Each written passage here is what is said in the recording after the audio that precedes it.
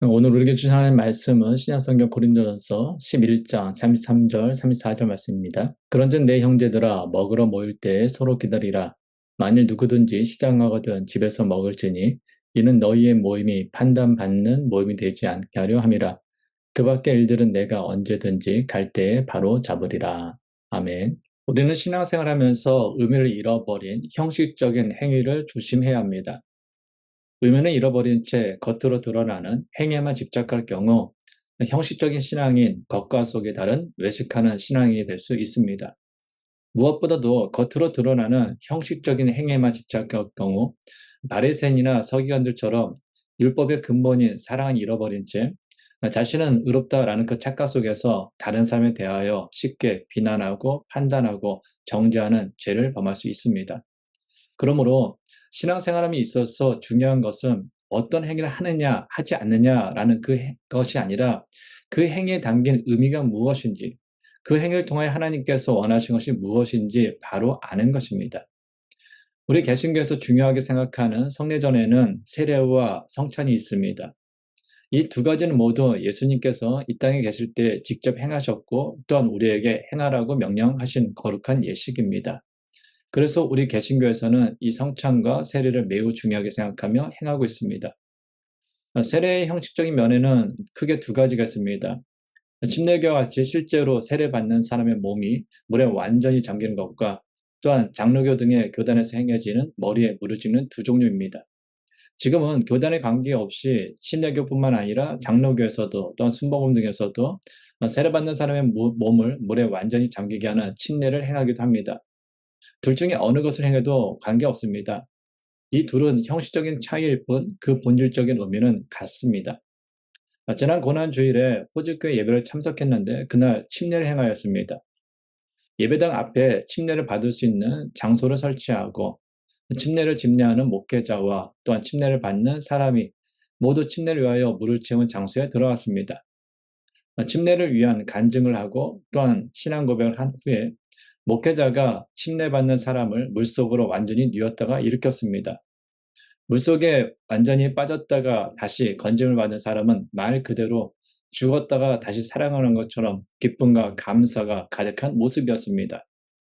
세례를 받는 사람에게는 몸이 물에 완전히 잠겼다가 다시 또 일으켜지는 그 침례가 세례의 깊은 의미를 더 마음속에 새기게 하는 예식이 되는 것 같아 보였습니다. 그러나 중요한 것은 어떤 형식으로 세례를 받든지 세례의 의미를 바르게 알고 구원받은 그리스도인 거듭난 하나님의 자녀답게 살아가는 것입니다. 그래서 사도 바울은 세례에 대하여 다음같이 정의하였습니다. 로마서 6장 3절부터 5절 말씀입니다. 무릇 그리스도 예수와 합하여 세례를 받은 우리는 그의 죽으심과 합하여 세례를 받은 줄을 알지 못하느냐. 그러므로 우리가 그의 죽으심과 합하여 세례를 받음으로 그와 함께 장사되었나니 이는 아버지의 영광으로 말미암아 그리스도를 죽은 자 가운데서 살리신과 같이 우리로 또한 새 생명 가운데서 행하게 하려 함이라. 만일 우리가 그의 죽으심과 같은 모양으로 연합한 자가 되었으면 또한 그의 부활 같은 모양으로 연합한 자도 되리라. 아멘. 바울은 세례의 본질을 예수 그리스도와의 연합이라고 정의하였습니다. 우리를 위하여 십자가에 못 박혀 돌아가신 예수님과 하나 되어 죄의 노예였던 옛사람은 죽고 부활하신 예수 그리스도와 하나 되어 그리스도 안에서 새 생명으로 거듭나는 것. 이것이 세례의 본질이다라는 것입니다. 이러한 세례의 본질에 대하여 바울은 출애굽한 이스라엘 백성들이 홍해를 건넌 것을 그들이 세례를 받은 것으로 설명합니다. 430년 동안 애굽에서 노예 생활하던 이스라엘 백성들이 애굽에서 나왔습니다. 그들 하나님의 은혜 가운데 애굽에서 출애굽한 것입니다. 그러나 그렇다고 해서 그들이 노예 생활하던 애굽과 완전히 단절된 것은 아닙니다. 여전히 그들 뒤로는 애굽으로 되돌아가는 길이 열려 있었습니다. 또한 그들이 홍해 앞에 도착했다라고 해서 그들이 노예 생활하던 애굽과 완전히 단절 이룬 것도 아닙니다. 여전히 그들 뒤로 애굽으로 되돌아가는 길은 여전히 열려 있었기 때문입니다. 그들 앞에 가로막고 있던 홍해가 갈라졌습니다. 그들은 그 사이로 홍해를 건넙니다. 그렇지만 아직까지도 그들이 종되었던 애국과 단절된 것은 아닙니다. 갈라진 홍해 사이 길은 여전히 애국과 연결되어 있었기 때문입니다. 그러나 그들이 홍해를 건넜을 때 갈라졌던 홍해는 다시 합쳐지고 말았습니다. 종되었던 과거의 삶, 애굽으로 되돌아갈 수 있는 길이 없어지고 만 것입니다. 그들 앞에 놓여 있는 것이라고는 이제 하나님께서 약속하신 땅, 가나안을 향해 하나님과 함께 동행하는 새로운 길뿐이었습니다. 이처럼 이스라엘 백성이 홍해를 건넌 것을 바울은 그들이 세례를 받은 것이다 라고 이야기합니다. 무엇을 의미하는 것입니까? 예수님을 믿는다라고 해서 예수를 믿기 전에 과거의 삶으로 돌아가지 못하는 것은 아니다라는 것입니다. 교회를 다니고 교회에서 봉사하고 교회의 직분을 받았다라고 해서 예수님을 믿기 전에 과거의 삶으로 돌아가지 못한다라는 것이 아닙니다. 마음만 먹으면 언제라도 예수님을 믿기 전 죄의 종된 과거의 삶으로 돌아갈 수 있습니다. 예수님을 믿는다라고 고백하면서도 교회에서 봉사하고 교회의 직분을 받았음에도 불구하고 예배당 안에서는 예수를 믿는 사람을 행하고 예배당 밖에서는 예수를 믿기 전에 사람으로 행할 수도 있습니다. 그러나 이러한 모습은 예수 그리스도 안에서 거듭난 그리스도인, 하나님의 자녀로서의 삶이 아닙니다. 예수 그리스도 안에서 거듭난 그리스도인으로서 과거 죄의 종이었던 삶과 단절하고 하나님의 자녀로서 살아가기 위해서는 출애굽한 이스라엘 백성들이 홍해를 건넌 것처럼 죄의 노예였던 옛사람을 죽여야 합니다. 그래서 우리를 위하여 십자가에 못 박혀 돌아가신 예수님과 하나 되어 죄의 노예였던 우리의 옛사람은 죽고 부활하신 예수 그리스도와 하나 되어 그리스도 안에서 새 생명으로 거듭났다라는 것을 선포하는 의미로 행해지는 것이 바로 세례입니다. 그래서 세례는 언제 어떤 형식으로 누구에게 받았느냐라는 것이 중요한 것이 아닙니다. 예수님을 믿기 전 죄의 노예였던 옛사람은 이제 나를 위하여 십자가에 못 박혀 돌아가신 그 예수 그리스도와 하나 되어 죽고 이제는 부활하신 예수 그리스도와 함께 하나님의 자녀로서 예배당 안에서나 예배당 밖에서나 살아가는 것이 중요한 것입니다. 그렇다면 여러분들은 세례를 받았다라고 하면 예수를 믿기 전의 삶과 예수님을 믿은 이후의 삶이 달라졌습니까? 예배당 안에서의 삶과 예배당 밖에서의 삶이 동일한가라는 것입니다. 개신교 신앙에서 중요한 두 번째 성례전은 성찬입니다. 초대교회 때는 매 주일마다 성찬식을 행하였습니다. 그러나 오늘날 대부분의 교회는 보통 1년에 2번에서 한 3번 정도 행하고 있습니다. 한국의 경우에는 복음이 전해지던 초기에 선교사들이 많지 않았습니다. 그러다 보니 몇 명의 선교사가 전국에 있는 교회를 돌아다니며 성찬식을 행해야 했습니다. 그래서 그들은 1년에 2번에서 3번 정도밖에 행할 수 없었던 것입니다. 그리고 한국교회는 그 전통을 따라 고난주일 등 1년에 2번에서 3번 정도 성찬식을 행하고 있습니다. 그러나 이것은 일반적인 예일 뿐 성찬식은 지교회의 규례와 또한 상황에 따라 교회마다 다르게 행합니다. 또한 일반적으로 성찬식을 행할 때는 포도주와 마른 빵을 사용합니다. 포도주를 대신하여 포도주스를 사용하기도 합니다.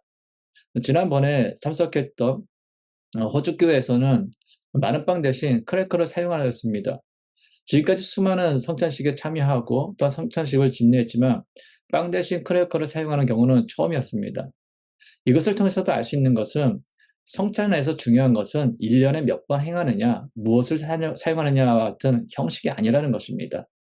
그럼에도 교회에서 교회 전통이나 개인적인 신앙적인 경험 등을 절대화하여 빵이 아니면 절대로 안 된다. 포도주는 직접 담근 것이 아니면 안 된다라고 하여 교회가 시끄러워지거나 교인들 간에 다툼이 생기는 경우가 얼마나 많습니까? 중요한 것은 형식이 아닙니다. 정말로 중요한 것은 성찬의 의미를 바르게 알고 행하는 것입니다. 성찬의 의미를 우리의 삶 가운데 실천하는 것이 더욱더 중요한 것입니다. 사도 바울은 오늘 본문 고린도전서 11장을 통하여 성찬의 의미에 대하여 다음과 같이 이야기합니다. 오늘 본문 21절입니다. 이는 먹을 때에 각각 자기의 만찬을 먼저 갖다 먹으므로 어떤 사람은 시장하고 어떤 사람은 취함이라. 초대교회에서 주의 만찬은 애찬, 즉 식사와 성찬으로 이루어졌습니다. 그 유래는 예수님께서 제자들과 마지막으로 나누셨던 최후의 만찬에서 비롯되었습니다. 예수님께서 사랑하는 제자들과 사랑의 식탁을 가졌다라고 하여 애찬이라고 합니다. 그리고 그 식탁에서 식사를 마치시고 다른 음식을 가지고 온 것이 아니라 그 식탁에 있는 떡과 포도주를 들어서 너희들이 이렇게 나를 기념하라 라고 하여 제정된 것이 바로 성찬식입니다. 그래서 초대교회 교인들은 예배를 드릴 때마다 교인들과 함께 모여 떡과 포도주를 나누며 식사를 하였습니다. 그리고 식사가 끝나면 성찬식으로 자연스럽게 이루어졌습니다. 그런데 이로 인해서 고린도 교회에 문제가 생겼습니다. 주의 만찬에 먼저 온 부유한 사람들이 떡과 포도주를 가지고 와서는 다 먹어버렸기 때문입니다. 한국의 경우에는 밥과 국과 반찬을 주시곤 합니다. 그래서 성찬식을 할 때는 밥과 국을 들어 성찬식을 할 수 없기 때문에 성찬식은 작은 빵 조각과 조금의 포도주 한 잔을 사용하여 따로 합니다. 그래서 우리는 성찬용 떡과 포도주로 배를 불린다라는 것은 상상할 수가 없는 일입니다. 그러나 이스라엘 사람들은 빵과 포도주가 주식이었습니다. 그러니까 교회에서 교인들이 식사할 때 사용한 음식과 성찬식에 사용하는 떡과 포도주가 같은 것입니다. 그런데 교회에 먼저 온 사람들이 떡과 포도주를 배부를 만큼 다 먹어버렸습니다. 심지어는 포도주를 마시고 취해버리기도 했습니다. 이렇게 되면 어떤 문제가 생깁니까? 주의 만찬에 늦게 올 사람과 늦게 온 사람이 먹을 떡이 없습니다. 떡이 남아있어도 그것은 성찬에 사용될 얼마 되지 않은 빵 조각이 전부였기 때문에 그들은 배고픔 속에서 성찬식에 참여할 수밖에 없었습니다. 어떤 분은 이렇게 생각할 수 있습니다. 늦게 온 사람들도 자기가 가지고 온 떡과 포도주를 먹으면 되지 뭐가 무엇인 문제인가 라고 생각할 수 있죠. 그런데 당시 주의 만찬에 늦게 오는 사람들은 노동자, 노예를 포함한 가난한 사람들이었습니다. 그들은 주인이 일을 끝내고 먼저 들어가며 나머지 뒷정리를 하고 오는 사람들이었습니다. 그래서 그들은 항상 주인보다 늦게 오기 때문에 절대로 교인들이 함께 모여 식사하는 만찬 시간에 맞춰서 올 수가 없었습니다. 더구나 그들은 떡과 포도주를 가지고 올 형편도 되지 않을 정도로 가난했기 때문에 아무것도 가지고 올 수가 없었습니다. 성경은 우리가 흔히 초대교회라고 부르는 예루살렘 교회의 모습에 대하여 다음과 같이 증가합니다. 사도행전 2장 44절 45절입니다. 믿는 사람이 다 함께 있어 모든 물건을 서로 통용하고 또 재산과 소유를 팔아 각 사람의 필요를 따라 나눠주며. 예루살렘 교회는 자신이 가진 물건을 서로 함께 나눠 사용하는 공동체였습니다. 심지어 자신의 재산과 가진 것을 팔아 각 사람의 필요에 따라 나눠주는 것이 예루살렘 교회 공동체의 모습이었습니다. 고린도 교회는 예루살렘 교회가 같은 시기에 있던 교회입니다.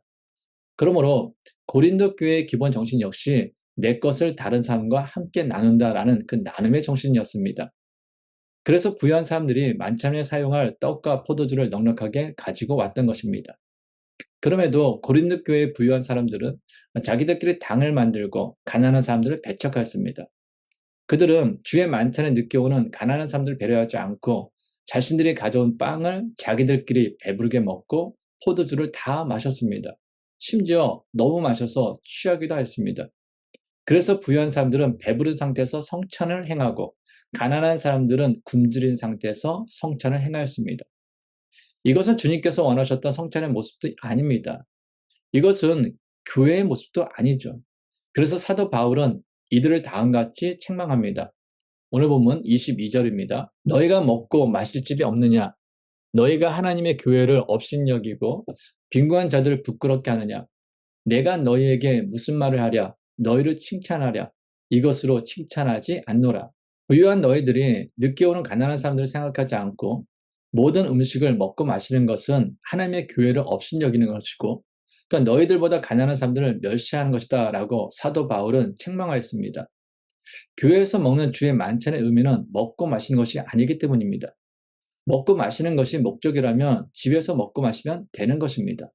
오늘 본문 34절 상반절입니다. 만일 누구든지 시장하거든 집에서 먹을지니 이는 너희의 모임이 판단받는 모임이 되지 않게 하려 함이라. 배가 고프면 집에서 먹고 오라는 것입니다. 먹고 마시는 것이 목적이라면 집에서 먹으면 되는 것이지 굳이 교회의 주의 만찬에서 먹고 마시려고 하느냐라는 것입니다. 오늘 본문 23절입니다. 내가 너희에게 전한 것은 주께 받은 것이니 곧 주 예수께서 잡히시던 밤에 떡을 가지사. 성찬은 예수님께서 로마 군병들에게 잡히시던 밤 제자들과 마지막으로 하신 최후의 만찬에서 시작되었습니다. 그리고 예수님께서는 그 식탁에 있던 떡과 포도주를 사용하여 성찬식을 행하셨습니다. 근데 예수님께서 제자들과 함께 최후의 만찬을 가질 때는 절기로 유월절이 시작될 때였습니다. 유월절에는 무교병을 먹습니다. 그러므로 예수님께서 성찬에 사용하신 떡은 무교병입니다. 근데 무교병의 특징이 무엇입니까? 무교병은 누룩, 즉 이스트를 넣지 않은 빵입니다. 이스트를 넣지 않으면 빵이 맛이 없습니다. 맛이 씁니다. 성찬식에 사용하는 마르고 맛없는 빵과 비슷한 것입니다. 생각해 보십시오. 배부르려고 맛없는 빵을 먹는 사람은 없습니다. 무슨 얘기입니까? 성찬은 배부르라고 하는 것이 아니라는 것입니다. 여기에서부터 성찬이 시작된 것입니다. 그런데 고린도 교회의 부유한 사람들은 성찬에 참여하는 마음 자세부터 잘못되었던 것입니다. 그래서 그들은 주의 만찬에 늦게 오는 사람들은 생각하지도 않고 자신들의 배를 부르게 하기 위하여 떡과 포도주를 모두 먹고 마신 것입니다. 그렇다면 성찬의 참된 의미는 무엇입니까? 오늘 본문 24절입니다. 축사하시고 떼어 이르시되 이것은 너희를 위하는 내 몸이니 이것을 행하여 나를 기념하라 하시고, 예수님께서는 하나님께 감사 기도를 드린 후에 떡을 떼어 제자들에게 주시며 이것은 너희를 위하는 내 몸이다 라고 말씀하셨습니다. 여기서는 떡을 떼다 라고 표현했지만 실은 떡을 찢다 라는 표현이 좀 더 정확한 표현입니다. 이처럼 성찬식의 떡은 우리의 죄를 대신하여 십자가에 찢기신 예수님의 몸을 상징합니다. 오늘 보면 25절입니다. 식후에 또한 그와 같이 잔을 가지시고 이르시되 이 잔은 내 피로 세운 새 언약이니 이것을 행하여 마실 때마다 나를 기념하라 하셨으니, 예수님께서는 포도주가 든 잔을 드시고 이 잔은 내 피로 세운 새 언약이다 라고 말씀하셨습니다. 옛 언약은 양과 염소 등과 같은 짐승의 피로 우리의 죄를 대신하였습니다. 그러나 새 언약은 예수님께서 십자가에서 흘리신 피로 우리의 죄를 대신하였습니다. 그러므로 성찬식의 포도는 우리의 죄를 대신하여 십자가에 흘리신 예수님의 피를 의미하는 것입니다. 이처럼 우리의 죄를 대신하여 십자가에서 찢기신 예수님의 몸과 십자가에서 흘리신 예수님의 피를 생각하며 떡을 먹고 포도주를 마시는 것이 성찬입니다. 우리를 구원하기 위하여 예수님을 십자가에 내어놓으신 하나님의 그 은혜와 우리를 위하여 당신의 몸을 아낌없이 십자가에 내어놓으신 예수님의 사랑을 기억하고 회복하는 것이 바로 성찬이 갖는 첫 번째 의미인 것입니다. 그러나 성찬은 죄인인 우리를 구원하시기 위한 하나님의 은혜와 예수님의 사랑을 기억하고 회복하는 것만을 의미하지는 않습니다. 오늘 본문 26절입니다. 너희가 이 떡을 먹으며 이 잔을 마실 때마다 주의 죽으심을 그가 오실 때까지 전하는 것이니라. 아멘. 예수님께서는 죄인된 우리를 위하여 십자가에 찢기신 당신의 몸과 흘리신 당신의 피를 의미하는 떡과 잔을 먹고 마시라고 말씀하셨습니다. 사람은 몸과 피로 구성되어 있습니다. 그러므로 예수님의 몸과 피를 먹고 마신다라는 것은 우리가 예수님과 하나 되어 사는 것을 의미하는 것입니다. 이러한 그리스도인의 삶에 대하여 사도 바울은 다음과 같이 고백합니다. 갈라디아서 2장 20절입니다. 내가 그리스도와 함께 십자가에 못 박혔나니 그런즉 이제는 내가 사는 것이 아니요 오직 내 안에 그리스도께서 사시는 것이라.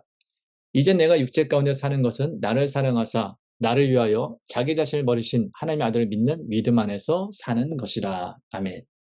성찬을 통하여 예수님의 찢기신 몸과 또 흘리신 피를 먹고 마시는 것은 나를 사랑하사 나를 위하여 자기 자신을 버리신 그 예수님과 함께 더불어 사는 것을 의미합니다. 예수님께서는 죄인의 우리를 사랑하셔서 당신의 몸과 피를 십자가에 내어 놓으셨습니다. 예수님께서는 연약한 우리를 위하여 당신의 몸과 피를 아낌없이 십자가에 내어 놓으셨습니다. 이처럼 죄인인 우리를 위하여 몸과 피를 아낌없이 내어 놓으신 예수님의 몸과 피를 먹고 마시는 것이 성찬입니다. 그래서 사도 바울은 성찬에 대한 참된 의미를 알지 못하고 교회 안에 가난한 사람들, 즉 나보다 연약한 사람들을 배려하지 않고 자기 자신들만 먹고 마신 부유한 자들 향하여서 다음과 같이 권면합니다. 오늘 본문 33절입니다. 그러즉 내 형제들아 먹으러 모일 때 서로 기다리라. 아멘. 여기서 먹으러 모일 때는 주의 만찬을 가리킵니다. 너희가 주의 만찬을 위해 모일 때는 서로 기다리라는 것입니다. 그럼 누구를 기다리라는 것입니까? 주인이 일을 마치고 들어간 뒤에 뒷정리를 하고 늦게 오는 일꾼들, 노예들을 기다리라는 것입니다. 먹을 것을 사오지 못하는 가난한 사람들을 기다리라는 것입니다. 너희보다 연약한 사람들을 기다리라는 것입니다. 이처럼 우리보다 연약한 사람들을 배려하는 것, 이것이 성찬의 참된 의미입니다. 이유가 무엇입니까? 하나님께서 연약한 우리를 위하여 예수님을 내어주시는 것으로 우리의 구원이 시작되었기 때문입니다. 연약한 우리를 위하여 예수님께서 그 몸을 십자가에 내어놓으시는 것으로 우리의 구원이 시작되었기 때문입니다. 그래서 믿음은 나보다 연약한 사람들을 배려하는 것입니다. 그러나 연약한 사람은 물질이 없는 사람만을 의미하는 것은 아닙니다. 나의 도움이 필요한 사람, 마음의 상처와 아픔이 있는 사람, 신앙적으로 연약한 사람 모두를 의미합니다.